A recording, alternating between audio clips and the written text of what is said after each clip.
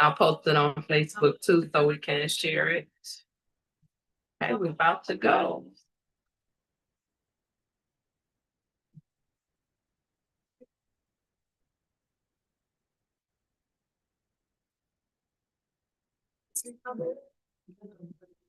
I apologize.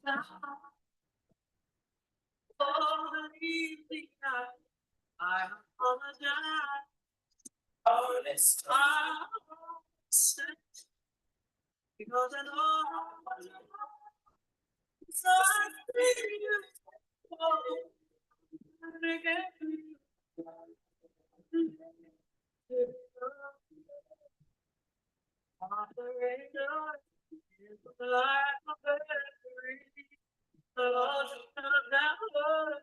the way he shines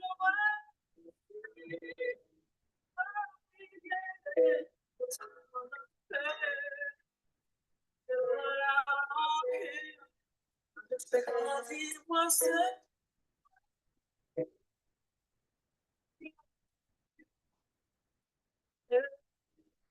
She said, when the road gets rough and you say things you should not say. I apologize. I apologize. I apologize. Well, good evening. Good evening. We are back. It's Friday. So you know what it's time to do, right? We're live. We're back on the couch with Dr. Kim, and I got a guest with me. I thought I was going to be solo this week, but I've been fortunate enough. I got found right in one of the groups that I'm in on Facebook. A brother here who has the same heart for the people and wanting to see wholeness in relationships. And so me as the relationship renovator said, of course you should come and talk about this with me. So I want to welcome my guest first, and then I'll jump into our topic for tonight. So Apostle, tell the people a little bit about you before we get into apologies. Yeah, good evening to you, Good evening. and good evening to your guest and all the viewers.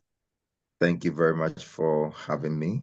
My name is Benjamin Amartitego, the Apostle of Change, and I am a relationship architect and a life coach. I'm very passionate about family and about seeing healthy relationships. And so I've dedicated my life's work towards building healthy relationships and encouraging families to be together. All right, and that's a lot of work, right? And one of the It things, is a lot of work. yeah, one of the things we talked about when we were preparing for the show is that the apologies in particular are a huge deal in every kind of human relationship. So even though we talk a lot about romantic relationships on this show, this theme in particular, I think you'll see connections to the relationships we may have through friendships, um, family relationships, and within that, my brother here did a good job of talking about it's the husband and wife, it's the mother and father, it's the brother and sister, it's the sister to sister, the brother to brother. So all of those, and even work relationships. When I tell you, it's got to be a full moon or a Mercury retrograde or something. There's been so many arguments at work Mm, this week. It's been a lot of contention this week. Folks just biting each other's heads off, and therefore, after that, there's been what? Apologies. In some cases, some folks still mad, but there were quite a mm, few that had to come back in subsequent meetings and try to make things right and come yeah. up with some kind of an apology. So, hey, boo, how are you? I see China. I see Dr. Is that Dr. Tillman? Hey, girl, how are you? And of course, Ross Swan. We have Baltimore in the house, and we got Ghana here. We're international, everybody. Look at that. And he considered it not robbery too, because it's near, I think, midnight. You said it's midnight there where you are? Yeah, it's currently midnight. It's 6 minutes after midnight. See there? Now that's commitment to the cause. That's commitment to the Yeah, cause. So exactly. let's get into it so you're not up all night. So apologies, one of the hardest things for humans to do. One of the hardest things for us to do, but it can make or break a relationship. I know family members that have not spoken in years. I've been a family member that has not spoken to people in years because my cutoff game is strong and I leave it at that. But I've learned in my old age how important apologies are and can be. And so an apology is an effort to fix a hurtful situation. And again, you heard me just talk about how that can happen at work, it can happen on the block, it can happen in the bedroom, it can happen anywhere. And so whether it's intended or by mistake, sometimes our actions can make another individual feel wounded. And so in order to repair that relationship, an apology is needed. It is needed. It is needed. Hey, who is that? Hey, Meredith. Good evening.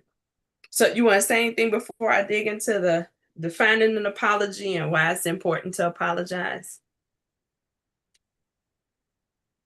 I personally, I feel that one cannot build a healthy relationship without cultivating the attitude of rendering apology. It is part and parcel of every single relationship.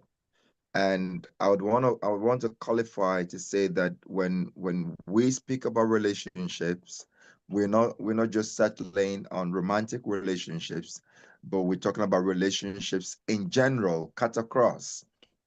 And so in every single relationship, there will be, and I'm choosing my words carefully, there will be a need to render an apology once, twice, or as many times as it could be.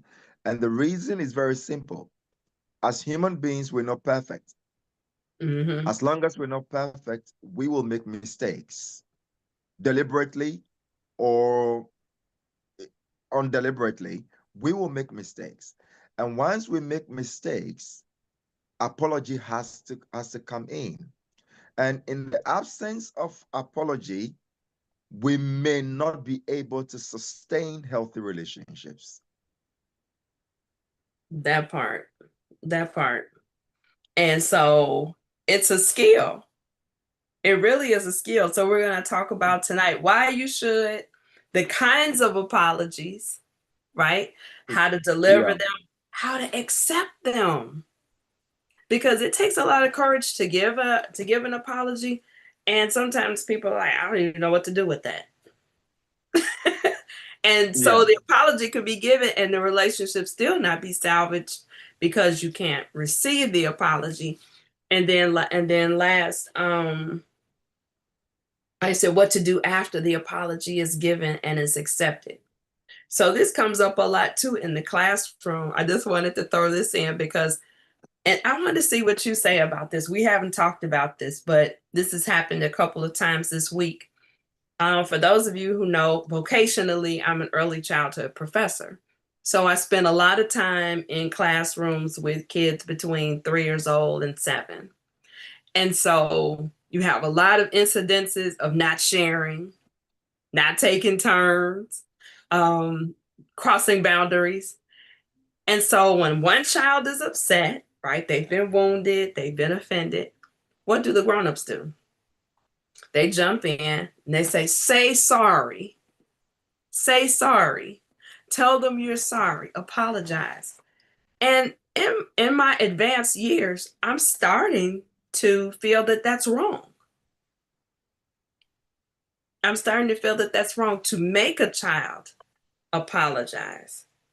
I feel like now I want a child to understand that they should apologize or come from a lens of empathy and explain to them how they just hurt their friend, as opposed to just putting the words in their mouth and say sorry, because the words might be there, but if they didn't intrinsically feel that, guess what? They're going to repeat the same. They're going to repeat the same action, if not in that moment later on, because that apology didn't come from their realization that they hurt somebody else. What are your thoughts about that? Should we tell kids to say they're sorry immediately if they hurt somebody? I believe that would defeat the purpose of saying sorry, because just as I explained in my book, Harmony Revealed, saying sorry goes beyond just the words "I'm sorry."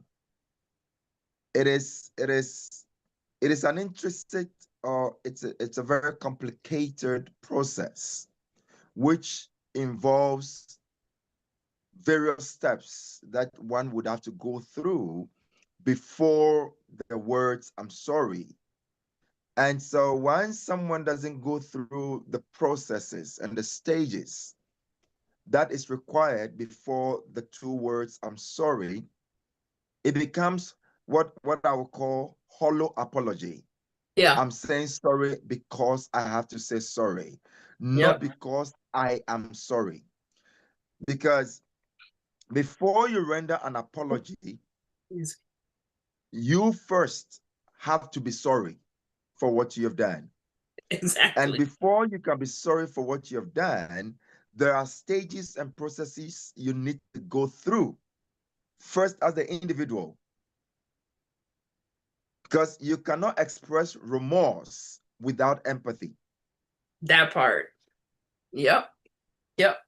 And so you're talking about somebody three where their moral development is still in process. Their own personal identity is still in process. Your cultural identity is still in process. All of those things, I think, is like you said, we take it as a teachable moment as opposed to just front loading something that they don't mean. So I would agree with you there. I would agree with you there. So an apology, for the sake of tonight, we're going to use this as a working definition.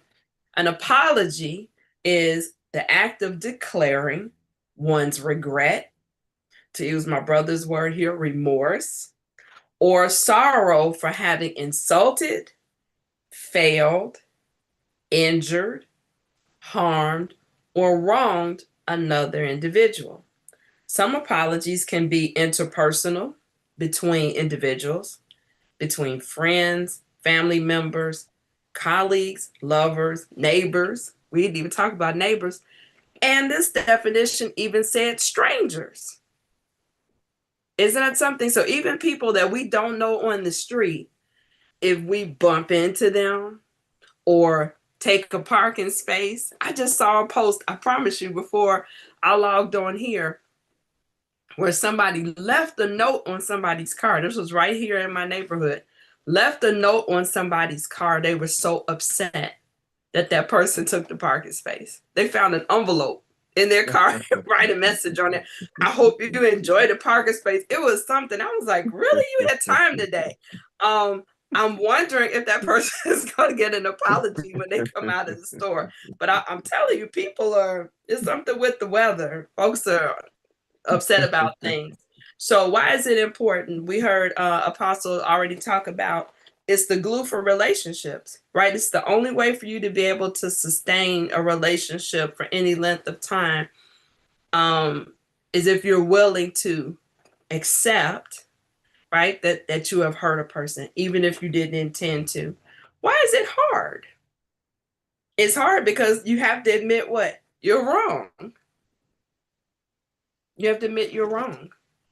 Or that you did something that hurt somebody. And everybody wants to be right. Everybody wants to win. So sometimes people won't apologize because then that'll make me look a certain way. And you're like, I didn't mean it. But it's just like dropping, and I've used this analogy before, it's just like dropping a vase. And the vase cracks into a million pieces. Now I didn't say you threw the vase against the wall. So you didn't intend to break the vase, yet the vase is broken. So what are you going to do? Either you're going to throw the vase away. Are you following me? Those of you in the chat, we got a good group in the chat tonight. So either you're going to throw the vase away, or you're going to pick that vase up, all the pieces, and get some Gorilla Glue and put it back together. Same way with a relationship. You might not have intended to hurt that person, but you were clumsy with something you said, you were clumsy with something you did. So either you're going to throw away the relationship, or you're going to pick up the pieces and say, look, I don't want to get ahead of myself because we're going to talk about how to apologize right. Okay. How to apologize right. Or apologies that mean something to that other person. Okay. Sound good? Okay. Sometimes apologies too. The reason why it's hard for us to apologize is because just like love and body language, sometimes our apologies may not be understood by the receiver. Apologies are sometimes interpreted differently. Have you had that happen? You all talk to me, where you apologize to the person and you think we're good, and they're still upset because they're like, that wasn't a real apology. Oh, that's what you called yourself doing, was apologizing to me. Yeah, you could have kept that. And you're like, man, I came off of my pride and gave you the best apology I had, and you still want to act like there's a problem. You're shaking your head, brother. What do you want to say about that? What's going on with that? I personally, I believe, like I said earlier, apology cuts across human relations, whether Mm-hmm. you know the person or you don't know the person. Because remember, for those of us who are into the scriptures, the scripture speaks about neighborliness. Yes. And when it comes to neighborliness, you don't necessarily need to know the person.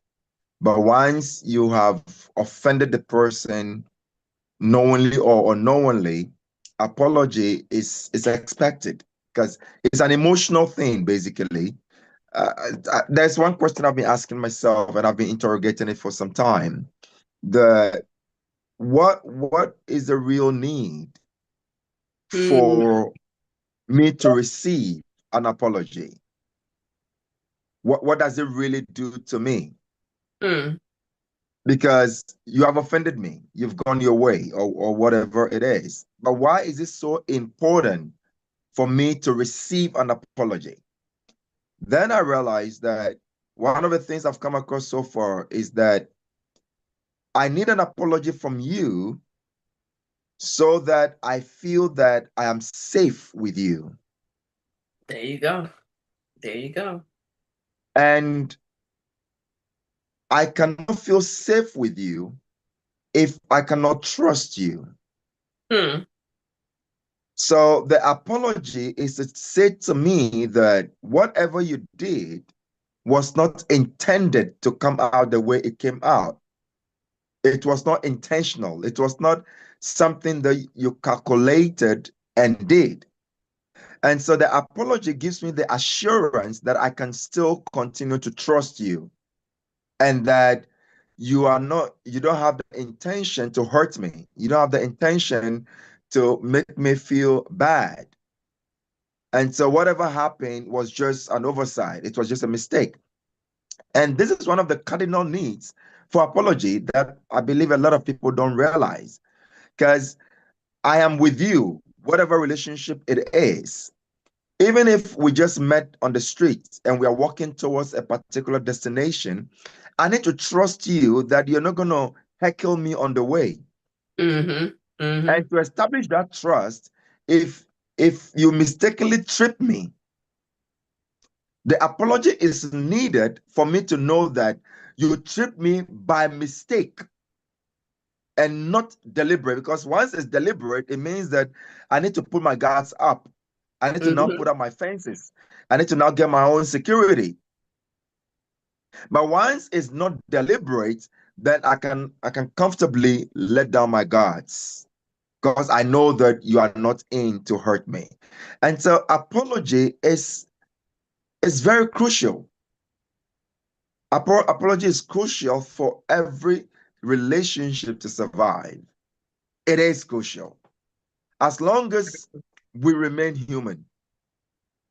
And that's admitting that you're human, right? And so I think the harder apologies, and we'll get into it in a little bit. I think the harder apologies could be when you did mean what you did, you just didn't know the impact. Because like you said, a lot of times these things happen because of our emotions, right? We're either out of control of our emotions, we're not regulating our emotions. And so in that moment, we may mean to hurt that person, but we don't want it to fatally hurt the relationship. So I think those are harder ones because it's like, well, no, you almost deserve that when I said or did that because you hurt me. But Mm. I don't want it to go this far. Listen to this in the chat. Yeah, so it's easy to say I'm sorry or I apologize, but wording is key. Yes, and that's one of the things that we're going to cover. What needs to be included in that apology?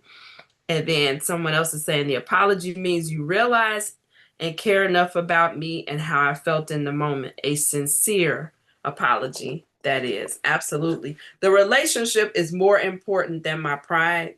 The relationship is more important than my momentary discomfort in saying, I'm sorry.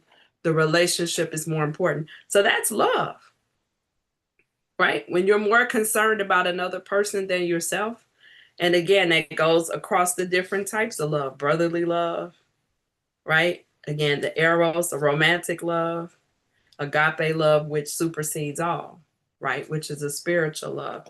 Time and place figures into apologies. We'll get into that. And I want you to think about, we're gonna talk about 5 big kinds or types of apologies, and then there's a few minor kind. I want you to listen for which one you think matters most to you. Which one matters most to you? Because watch this, even though those of you who know me know my love language is what? Words of affirmation. But interestingly enough, when it comes to apologies, that's probably the thing that disturbs me the most. Save your words. So for you to come to me and say, I'm sorry, okay, and that to me is an incomplete apology, even though I love words, right? By trade, and I love words as expressions of love. When it comes to apologies, that's not going to do it for me. So listen up. So 5 different types of apologies. The first type of apology is when the apologizer expresses regret. When they actually come in beyond I'm sorry that I hurt you. I'm sorry that I offended you. They express regret for what has occurred. So that's the first one, first kind. The apology means, okay, we said that. Express regret. That takes a lot for some people right there because they think that that's accusing themselves. What do you think about that, Apostle? Expressing regret. How important is that in an apology? Okay. For for instance, some of the things are listed in my book, the Harmony Revealed. I spoke about the different types of apology and also the processes of apology. And when I spoke about the types of apology, I spoke about the number one, the evasive apology. The evasive apology is the apology that goes with the clause word if, Okay. where you say, I'm sorry if you were offended. And many a times people, just like the person said in the comments, many a times people feel like I have offered an apology. Why are you not accepting my apology? But you're forgetting the choice of words that you're using. Because the moment you use the if clause, that is being evasive. That is saying that I'm not aware that you are offended. Right. It's a I'm you not problem, not a admitting me problem. that exactly. It's a you problem, it's not me problem, which is to say that I am not acknowledging. And I think before I even go into the types of apology, I would want to go into the qualities of a genuine apology, because I'll be Okay. making references to that. Okay. Okay. Before, Let's go there. Yeah. Before an apology can be an apology, a real apology, it requires a number of things. Like I said earlier, it goes beyond just, I'm sorry. So the first thing that is required before you can even say, I'm sorry, or the qualities of your apology must have first acknowledgement. You need to acknowledge, number one, the wrong that has been done. And then number two, the impact or the effect of the wrong that has been done.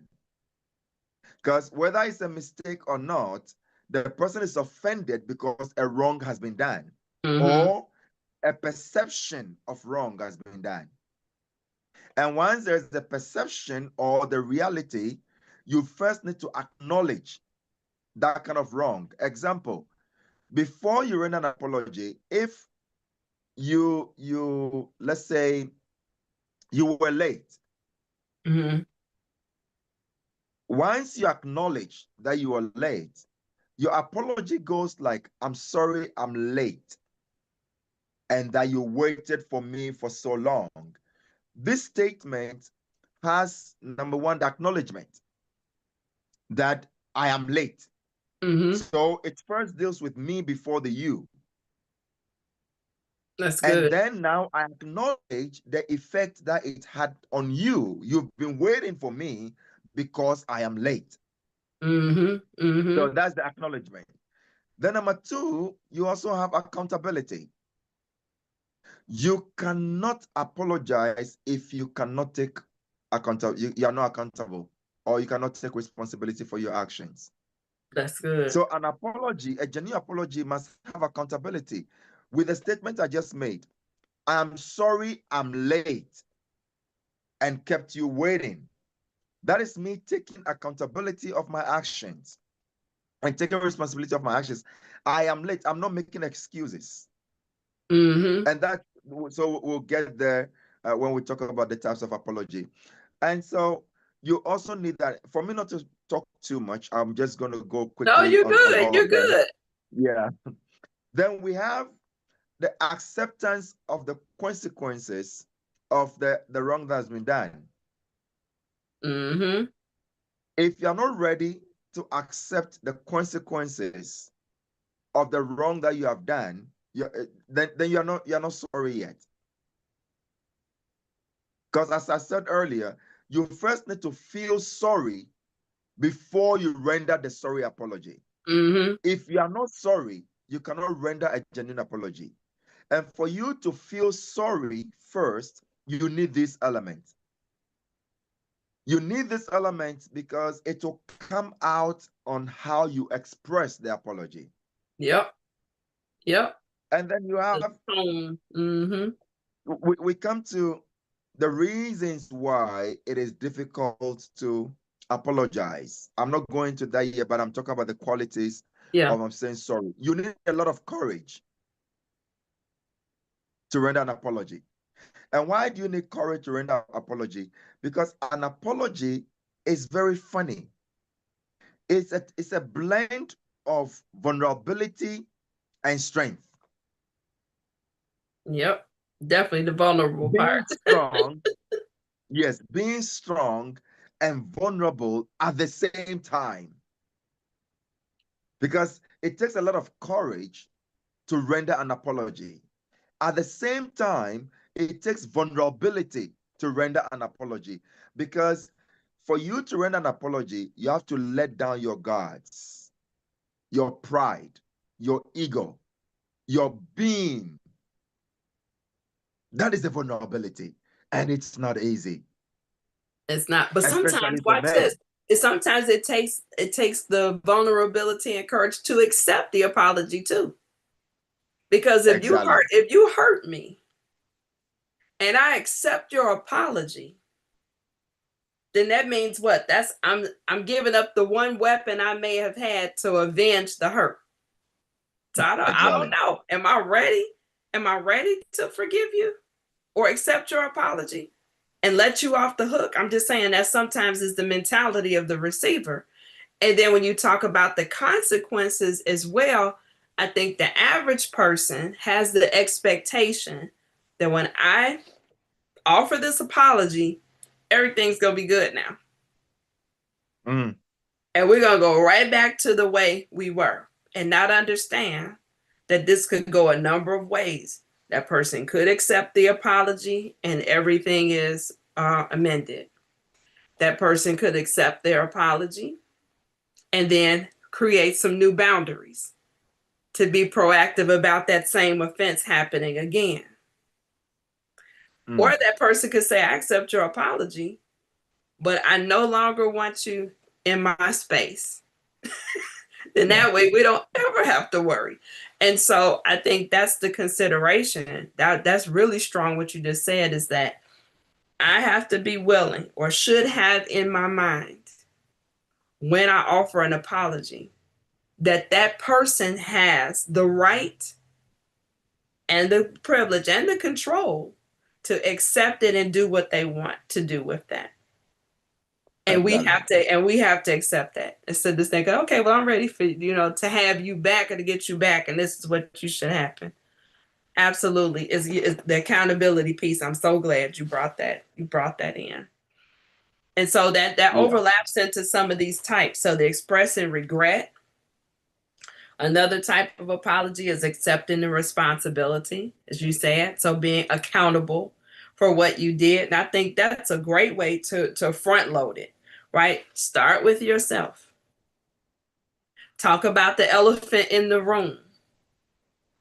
It may require a conversation, because sometimes we assume that this particular action is what upset the other person. And what you may find out is it was something totally different. So for example, and I hope my sister, my adopted sister, my god sister is watching. We recently reconciled over disagreement we had about 8 years ago, and I let it go. And the reason, she thought I was upset about something she did. And I said, no, it's not what you did. Is that you refuse to apologize. When I brought it to her and I said, this is what you did. And she didn't intend to do it. She says, that was not my intention. I was just doing this. But then she came back with, but that's just who I am. That but that you talked about. And you're just going to have to accept it. And I said, I don't have to accept anything, and did not. And so even 8 years later, we had to have that conversation over again, that it's not what you did. It's the fact that you owned more of what you did. You were more concerned or more invested in protecting your action than you were my reaction to you not apologizing and saying, my love for you, really? Is that all? But double down on, well, hey, that's just who I am. And we hear that in church a lot too. Well, God knows my heart. He does, but your filthy heart. Get your life on track. Okay? So being willing, you're talking about that vulnerability and being able to offer the apology without second guessing or predicting what the consequences or the outcome will be. That's good. That's good.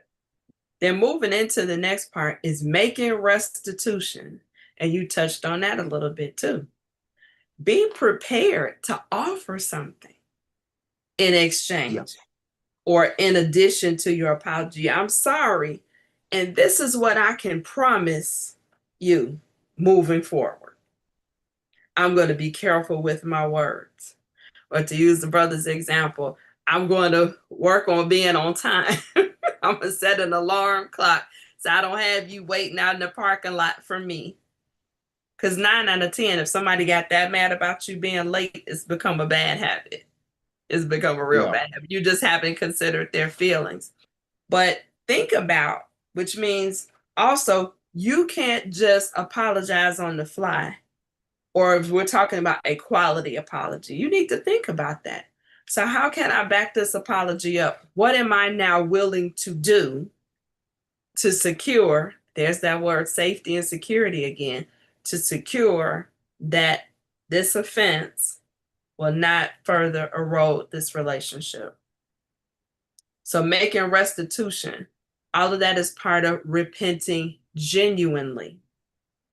And when I read that, I said, well, aren't all of these types of apologies genuine?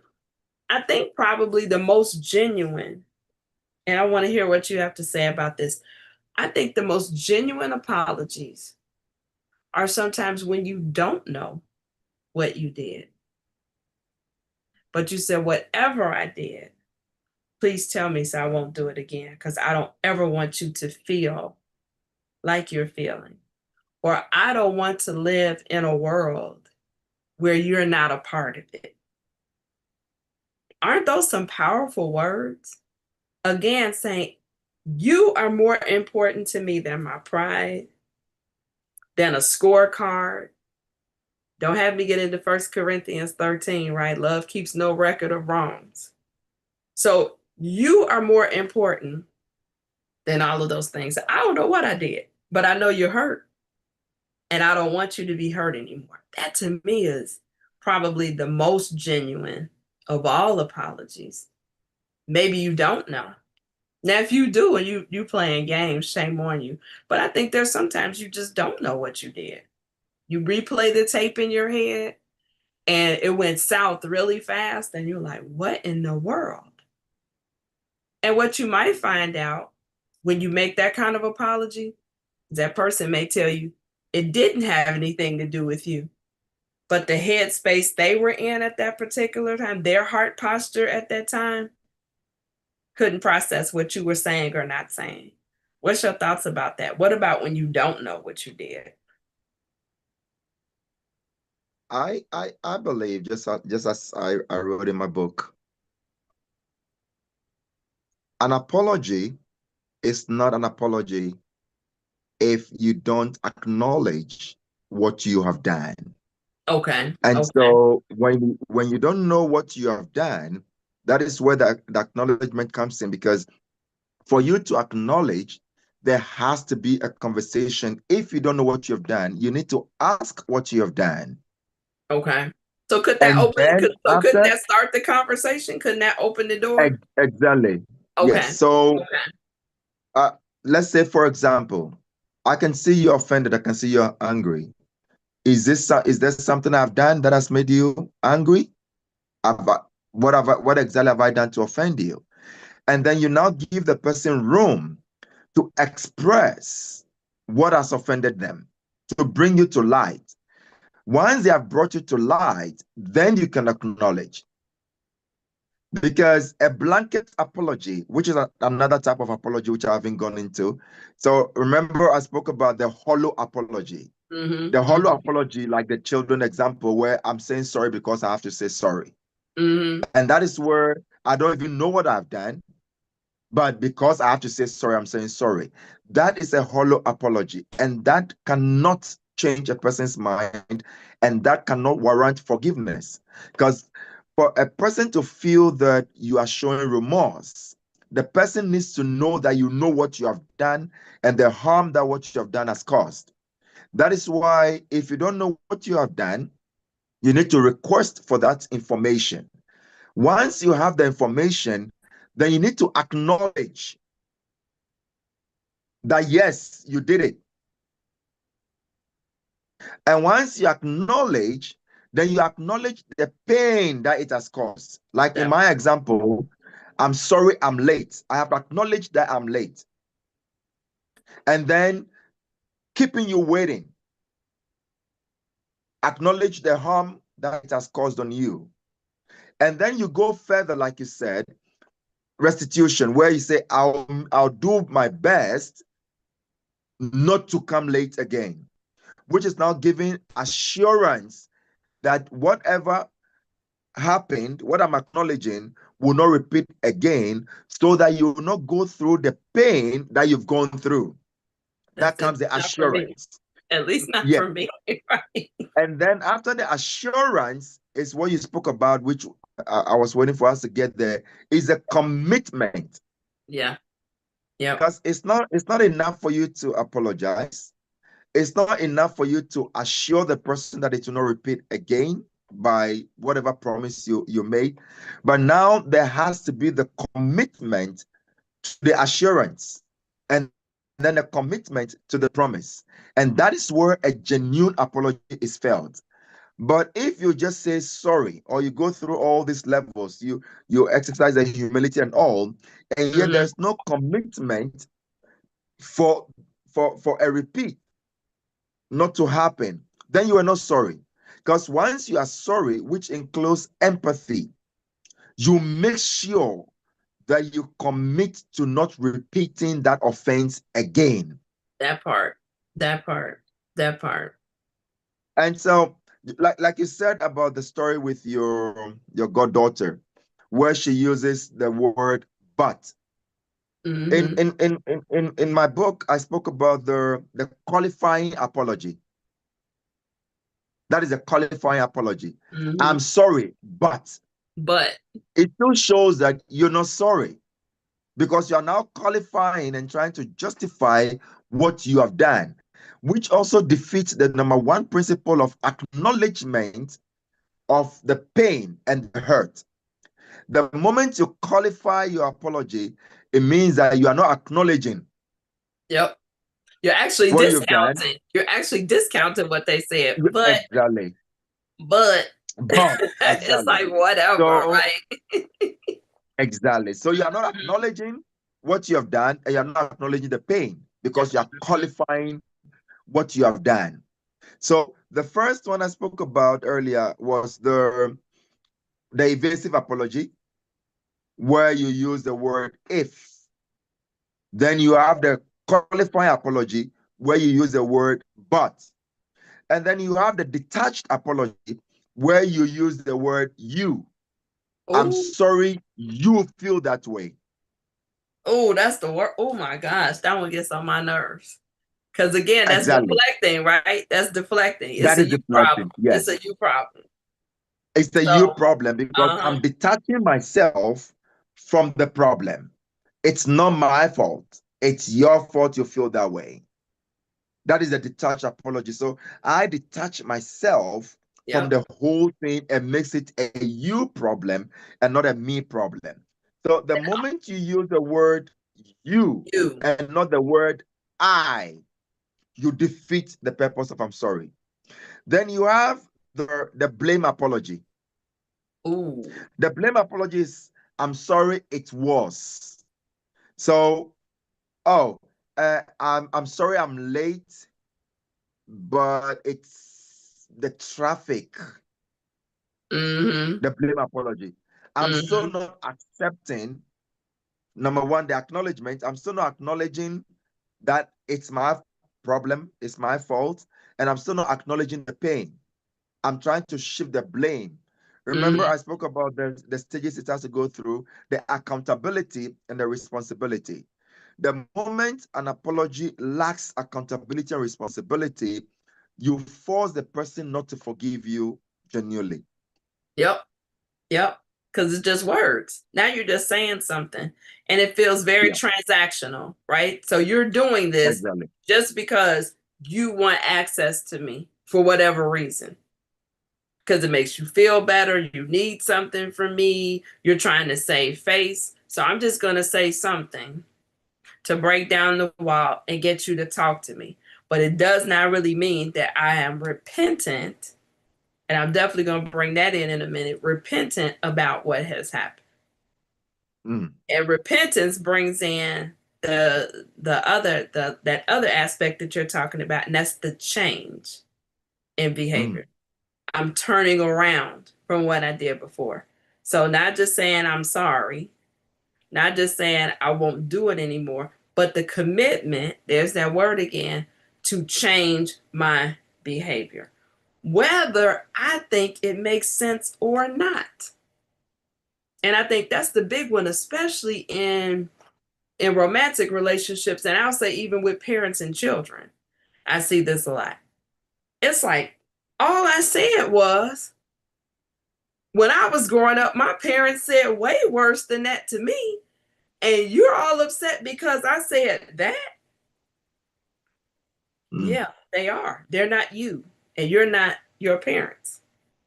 And that's a hard one for parents to, number one, apologize, because like you said, there's a hierarchy, right, in families. I'm the parent. I'm not your little friend. There's that piece. And then there's also, again, just the vulnerability and the courage that you talked about earlier. So to acknowledge that, and then in a romantic relationship, again, sometimes we can belittle the other person because it seems so small to us, and because we're different.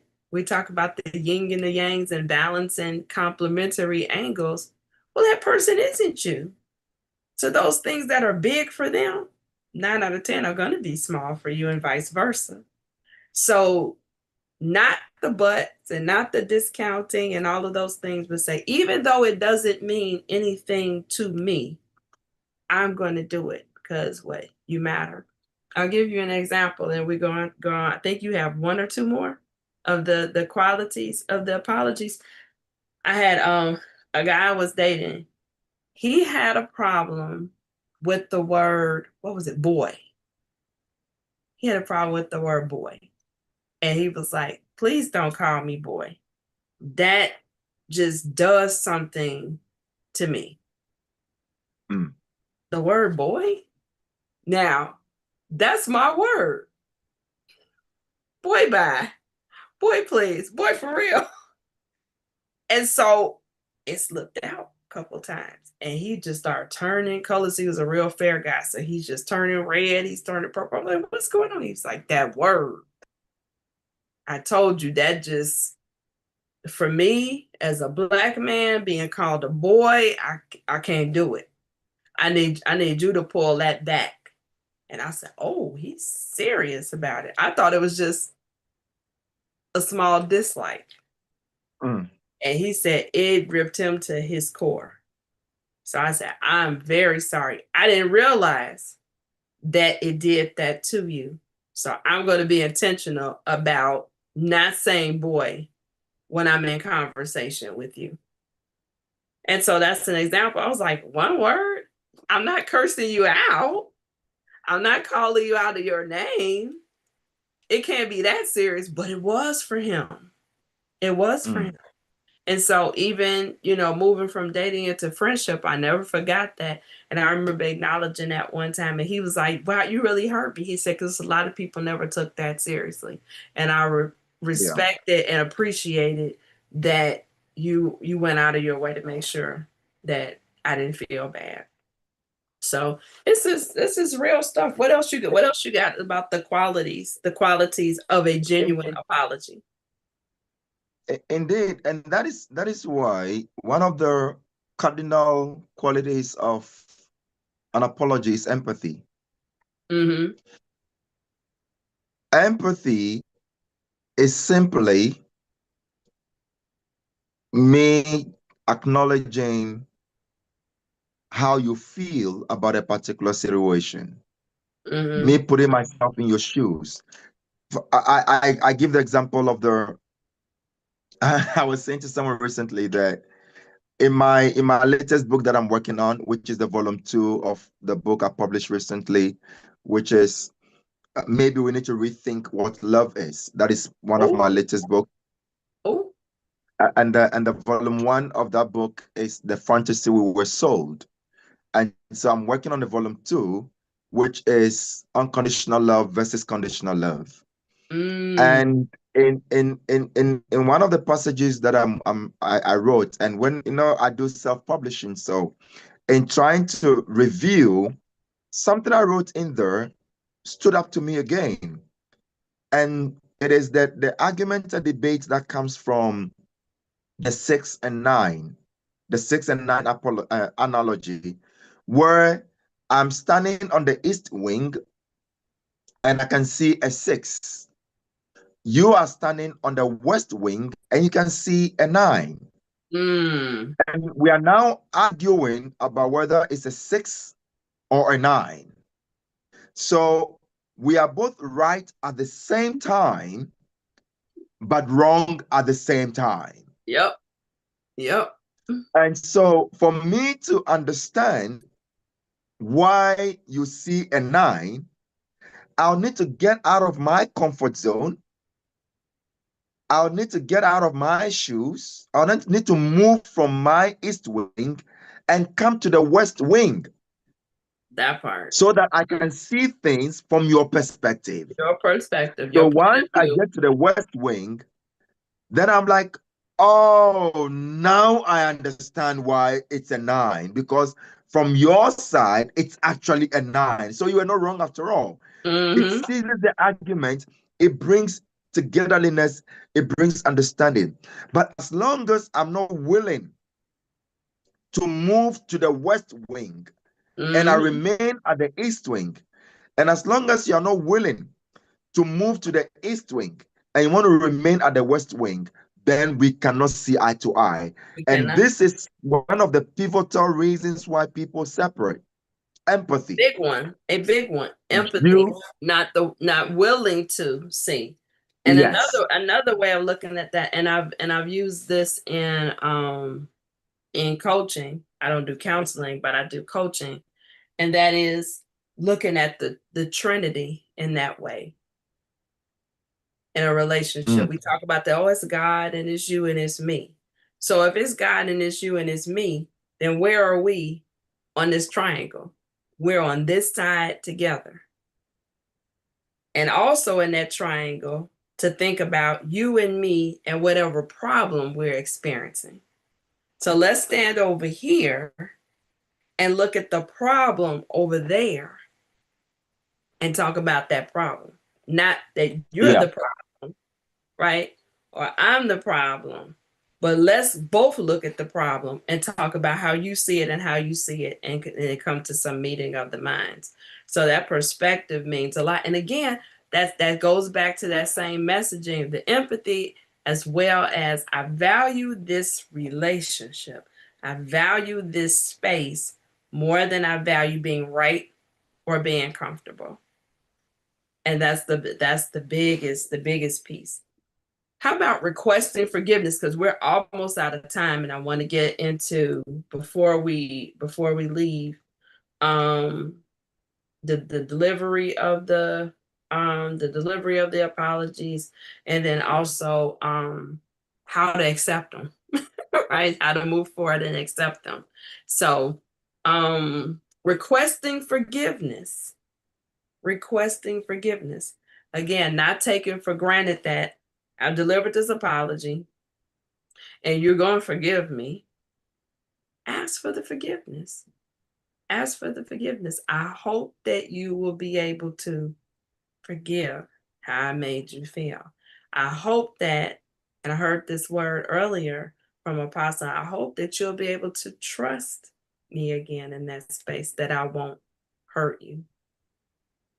And I think you're also mirroring within that forgiveness is using those same words that the person gave you. I hope you'll forgive me for whatever it was that they said to you went wrong.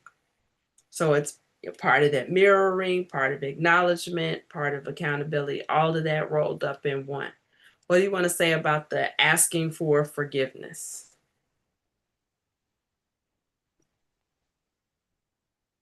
Asking for forgiveness comes in after the acknowledgement and after being empathetic. And you also need to give the person room, as we have said earlier, because if the person is offended by your actions, just like the story you told about the gentleman who didn't want you to call him boy, one thing may be because if the word boy is a trigger. It was. And it's a trigger because of something that happened in the past or his upbringing. Maybe when he was a child, before they abused him, they used boy. Mm-hmm. Maybe before the father whipped him, the father will be saying, "You boy, you're a bad boy." Mm-hmm. And so the word boy, as simple as it is, has become a trigger. And that is why empathy is the key word when it comes to love, when it comes to relationships. And so when you are asking for forgiveness, you also need to be empathetic, recognizing the hurt that has been done and the fact that it may take time for the person to heal. That part. So there is nothing as instant restitution or instant forgiveness. Forgiveness is a process. And as you said, the fact that a person forgives you does not mean that the person will come back to you. The consequences of the actions, as I said. And so, if someone, for someone who's listening to us, forgiveness does not mean going back, It's not automatic. especially when it's a pattern. So, you forgive to save yourself from the panic attacks. Yep. A lot of times it is.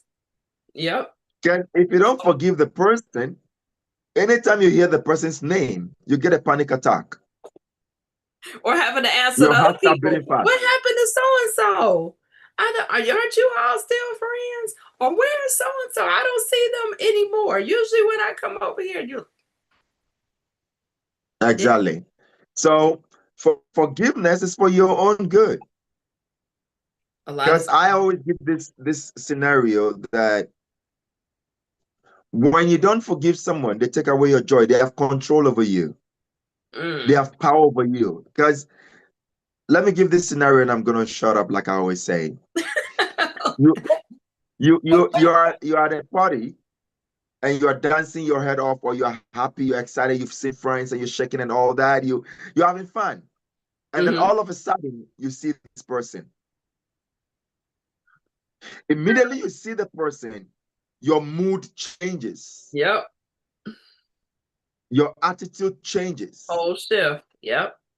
everything shifts, and the person is probably not even aware of it. The person is going about their own business, shaking hands and shaking their whatever they can shake. They are happy, you are unhappy, and they are not even aware of what is happening that very moment.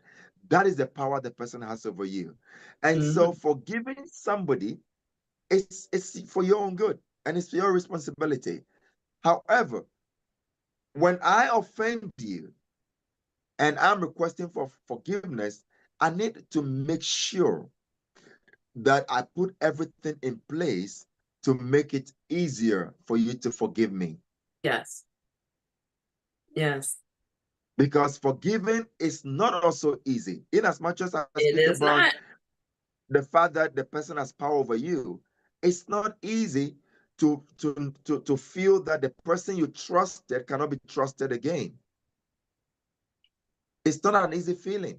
It's not. And watch this. And I just thought about this, especially depending on the nature of the offense. And so what I mean is this: if the situation that offended or hurt or wounded that person took place publicly, it takes on a whole nother life, right? Me being willing to forgive you. Because now, like you said, that involved the village or those people Mm, that were around when they mm, saw or witnessed you wounding me. So now mm, I have to think about, as the forgiver, if I forgive you and this was a genuine apology, how do I defend that forgiveness when we return to the scene of the crime? If it's a friendship, if it's at work, if it's at church, if it's the marriage, and we know that happens in marriages. That's why I tell people, be careful what you share that happens between the two of you, because you love that person. You tell me that jackrabbit said this to you, that's going to be hard for me to be in the same room with you after you told me this is what this person did. Well, we're forgiven. We've talked about it. The average person is going to sit there side eye. Really? I'm waiting for the shoe to drop for them to do it again, because I would never have forgiven them for that. But back to this bi-directional thing. You embarrassed me, you hurt me in front of people. And now I have to go around these same people and you're back in the picture. Yeah. I gotta explain, or might feel that I have to explain. So, like you said, it needs to be very clear. What am I forgiving you for? And what does that look like for us to move forward? Because it could be that you need to own that, not just to me, but also to the people who witnessed the offense. 100%. And so, depending on the magnitude of the crime committed or the offense committed, sometimes the person may have to render a public apology through actions or words, depending on the crime committed. Sometimes, and that is why I speak about the accountability, the responsibility, the restitution, and then the promise, and then a commitment. So once you are empathetic and you know the damage that is caused, that's why the number one, I keep repeating for people watching us, I keep repeating the number one principle, which is acknowledgement. Because acknowledgement requires the empathy. So once you acknowledge the depths of damage that has been caused, then that will now warrant the aftermath, which is the restitution. Because, for instance, you may not necessarily, let's say, for argument's sake, I humiliated you in public. I may not necessarily go to stand in that same public place and say, I'm sorry for humiliating you, but I may now go to the same place and maybe propose to you. Rendering a gesture that nullifies the humiliation. Right, but it's the big pink elephant in the room that you're doing what? And he's not going to acknowledge that in this same room, he called that girl whatever. Yeah, so remember the principle is I have apologized for you in private. So I have done the job of calming you down, making you realize that I've acknowledged that I offended you, and I've acknowledged the hurt, and I've rendered the apology, and I've promised for it not to repeat again. Now comes the commitment. Now that with the commitment, the same place that I disgraced you, I now try to do something in the same place to celebrate you. Now, the celebration now nullifies the humiliation. Or the same place, I may say in that same place, after I've apologized to you in private, when we go to the same place, I now apologize to you again in the presence of the people. Yeah. Because I'm being empathetic to know that now when you go to that place, you feel ashamed because of what I did. And so I need to undo what I did. Yep. And that is the commitment to my apology. Yep. So when it comes to the commitment, it requires several actions. Buying presents, buying gifts, using the aftermath of just saying sorry is where the commitment is. So I'm sorry, I apologize to you, and then I now buy you a car. If that's that person's love language. So now you're getting into the love languages, because like I said, see, that would probably, depending on it, that would probably get on my nerves. Because now I feel like you're trying to pay me off. Right? So it's the words and the actions, maybe an act of service. It could be physical touch. Maybe I just need to hug you, to hold my hand. Maybe I need you to sit, whatever. But it still requires you knowing the situation and also knowing what matters to that person. And that sounds like it's Exactly. going to be a part of what you're talking about in your book with the unconditional love and the conditional love. So, looking at that, but because apologies again can become transactional. I'm going to do all these things because I want to get off the hot seat because I need to be on the other side of this. So whatever it takes to get there, instead of it really healing, because what I have found, both talking with families as well as couples, when you get the quick apologies and they're not thought through, right? And they don't have the qualities that you're describing, these things resurface again. And when they resurface, they're 10 times worse because they were pushed under the rug. Because sometimes the receiver feels like, I don't want to bring it back up because after all, they did apologize. Yeah. But their needs were not met in that apology. So they hold it. And they hold it, and it's like a pressure cooker, and it stays under the surface for sometimes years. I've seen children do it with parents. Yeah. And when that balloon gets pricked by the needle, it explodes. And that person is like, but we talked about this years ago. I apologize for this. And it was like, no, it was a transactional apology. Because it was the holidays were coming. Let me try to make things right. We all got to sit around the table. You didn't mean it, but you did it, as we said much earlier in the show, because it was expected or because that's what you needed to happen, so we can just move on. So if it's not a genuine apology, healing will not take place, or sustainable healing will not take place. It'll be a Band-Aid. And we know Band-Aids are temporary, correct? Yeah. So let's talk about what else needs to happen and then how to accept the apology. And we're going to get out the way because I know it's almost 2:00, 2:00 in the morning where you are.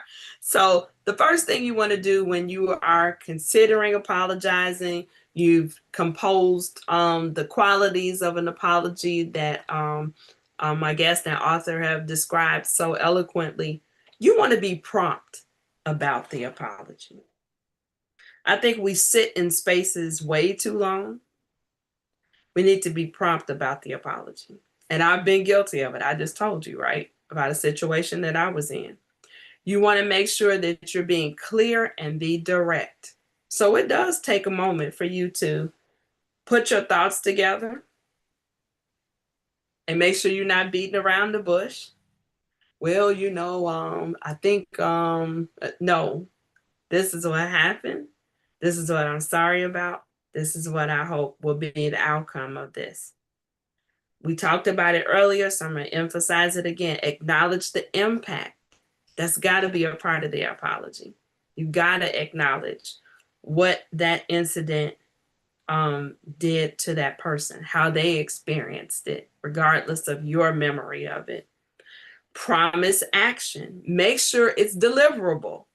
So don't say something in the moment to make it right that you know you're not willing or able to do.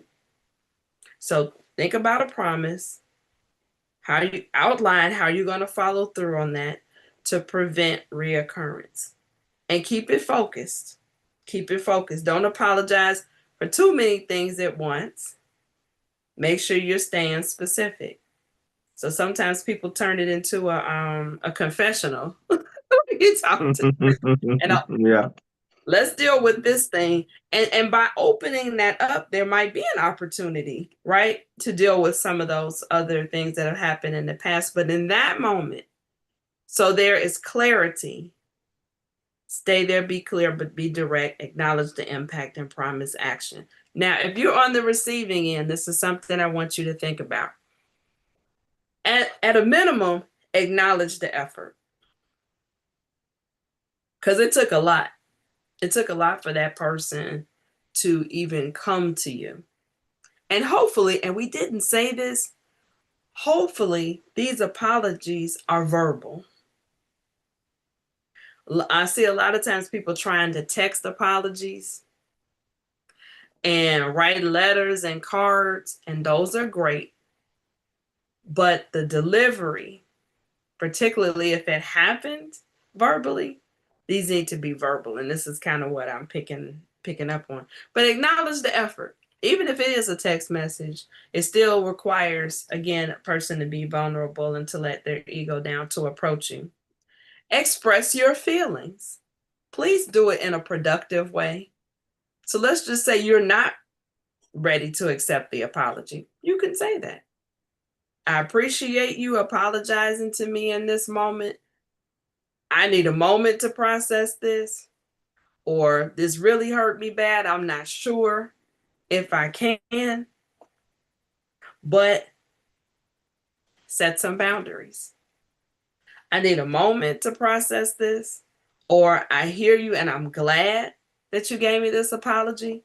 So for me moving forward, it looks like this. We can be social, but we're not going to be intimate. We can be cordial, but we may not be this for a while. Whatever it is your feelings are, be honest. Be honest, but be careful, again, with your words too, right? Because you don't want to have to come and apologize for your words accepting the apology. And then last but not least, accept it and figure out how to move forward. As you just heard my brother say, we can lock ourselves in our own prisons based on our feelings, right? Walking around, letting somebody live rent-free in your head for a very long time, because sometimes we get used to being hurt. Sometimes we're committed to being hurt. People like the victim role because that gets some needs met sometime, right? That gets us attention. It gets us some empathy. So a lot of times people will hold on to the hurt just because you've gotten used to living there. So try to accept the apology and move forward, whatever that looks like. It does not mean you have to engage the same way you did previously, but it does mean that you are not held in that space of being stuck in unforgiveness. That's an awful place to be. And I don't know how your timeline is set up, but almost any day, particularly this year, there's somebody losing somebody. There's somebody saying goodbye to somebody that they weren't anticipating saying goodbye to. Don't let unforgiveness linger because of your pride. Don't let unforgiveness linger because the jury is telling you they would never forgive that person. Nobody understands the space between two people but those two people, whoever they are. Honor that space. And if an apology is warranted, give the apology. And if the apology is delivered, receive the apology. Time is short. Time is short. We have an associate who lost her son today. They found him. Don't know the circumstances at this point. 21 years old, about to graduate from university, honors and all of that. And he was missing and they found his body. People are leaving here, and it's not just the old people. So that's why I'm telling you, time is short. Give the apologies, learn how to say you're sorry, and do it in a quality and mindful, empathetic way. Anything you want to say before we close? The Harmony Revealed. I know that's a book. I put it in the chat that they would look for on Amazon, which is about forgiveness, authored by this gentleman here. Anything else you want to share with our audience before we close for tonight? Okay. Once again, thank you very much for having me. And in my conclusive statement, I would say there are a lot of complications in life. And one of the complications we have is love. And love has become complicated because of a lot of myths that we've been told about love. And that also sometimes impacts on the giving and receiving of apology. Because sometimes people are forced to receive qualified apologies because they say if you love the person, remember unconditional love. So when you don't forgive, it becomes like you are being selfish. And so you find people being in a cycle of patterns where the person keeps on doing several things and rendering apology. And because of that, you are forced to continue staying there because of unconditional love. Mm. These are some of the reasons I wrote my book, which is also on Amazon, The 100 Myths of Love and Relationships. There are a lot of myths surrounding love that sometimes puts us in a very uncomfortable space and sometimes damaging spaces.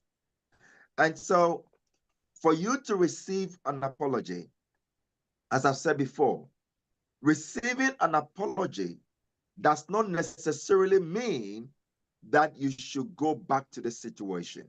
Yeah. Receiving an apology, irrespective of what it carries, it can have all the things I've mentioned: acknowledgement, empathy, accountability, responsibility. It can have all that, but it still does not necessarily mean that you must put yourself in harm's way. So you can still forgive and walk away. Yep. You can still forgive and put conditions. You can still forgive and put boundaries. You can still forgive and part ways with. That's good. Remember, That's good. you Yep. can love from a distance. From a distance, you took the words out of my mouth. Absolutely. Absolutely. You And certainly so, can. and so I would encourage us, those who are viewing, and not necessarily for the purposes of sales, but for the purposes of in-depth knowledge on what we have discussed here, because we cannot explore everything in 1 hour. And so for you to have in-depth knowledge on what we've discussed, I would encourage you to get some of my books, especially Harmony Revealed, which deals with the topic of sorry, please, and thank you. Because sometimes, just like you said, Doc, when you render an apology, you don't demand a response. Because sometimes entitlement can make you feel that the Yep. fact that you have rendered an apology, the person has to forgive you. Has No, to. the Yep. person doesn't have to forgive you. The forgiveness is a person's prerogative Yep. based on the acknowledgement that you have given of your apology. They need to now weigh your apology to know if your apology warrants a forgiveness. And so when you are rendering an apology, you don't have to go with entitlement.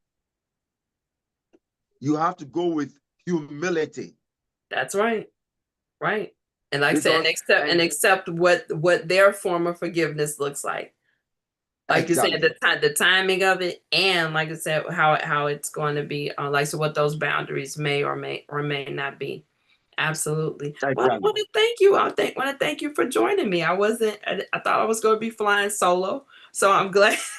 I'm glad that God sent you my way. You could find Apostle of Change on Facebook.